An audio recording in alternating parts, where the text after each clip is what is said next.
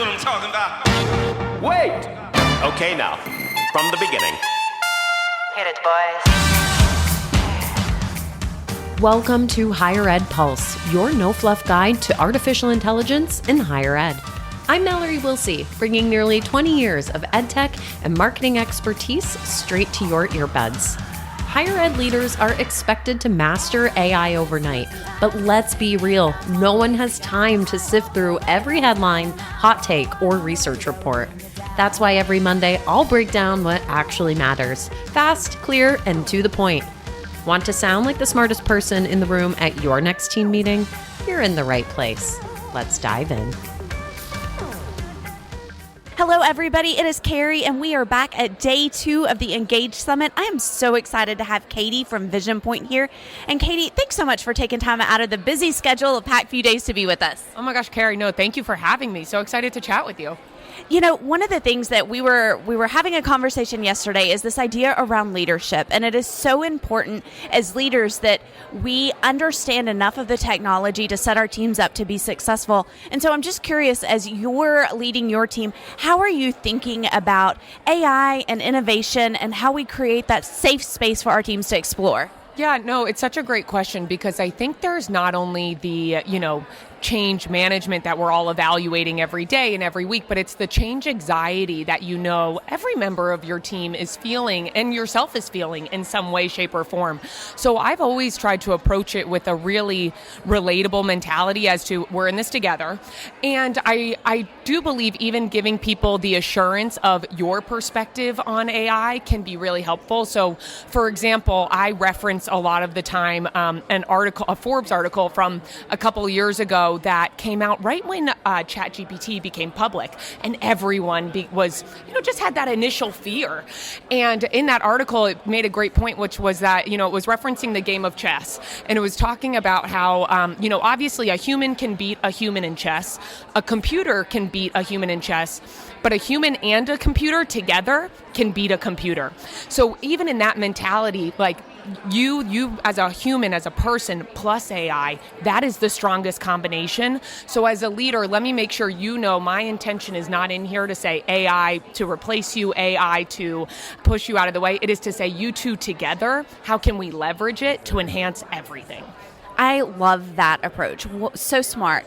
I'm also curious, as you're thinking about this, with so much of this, and you kind of hit on this idea of change management, there's a lot being asked of our teams in general, and then we add AI and so much that's, disrupting the system, so to speak. How are you helping your teams to kind of focus on what should be priority and not be overwhelmed or burn out on the rest of the swirl that exists? No, it's so real, and I feel like that was even there pre-AI, and so now it's just even this more unknown thing that's in the mix.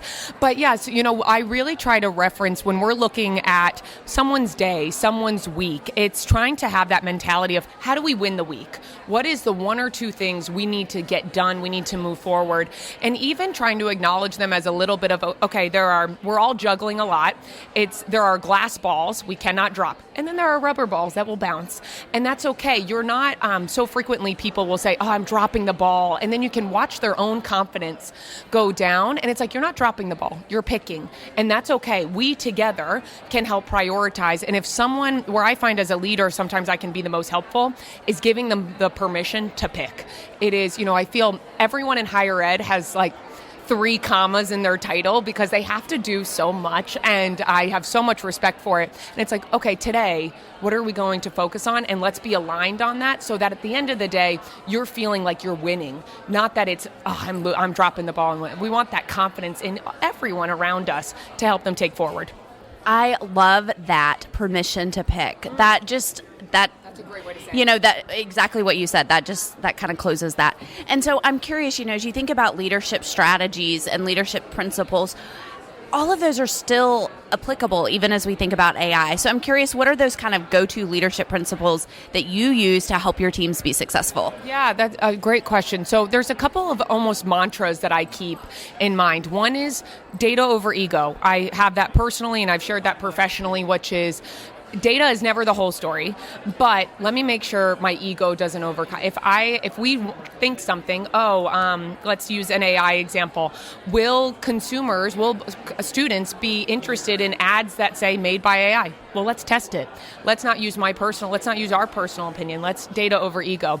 I think one of the other ones too that I found to be helpful is get it, want it, capacity to do it. It's kind of this GWC mindset as a leader, and really engaging with your team that way. Do you get it? Do you really understand the enhancement AI can have? Do you want it? Are you open to it? And do you have the space to explore?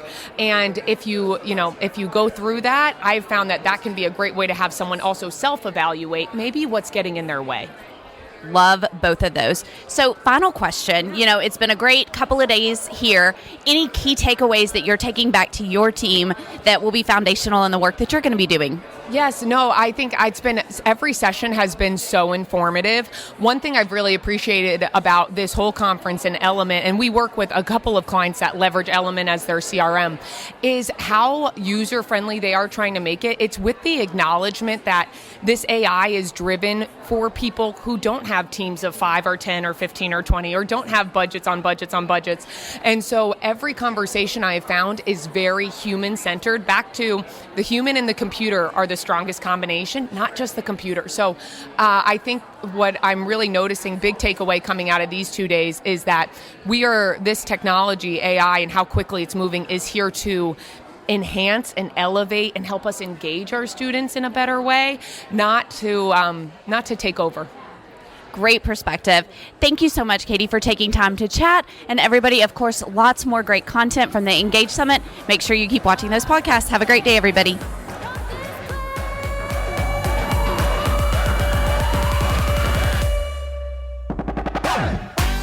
Thanks for listening to the Higher Ed Pulse. The show is a proud member of the Enrollify Network, home to Higher Ed's largest collection of podcasts.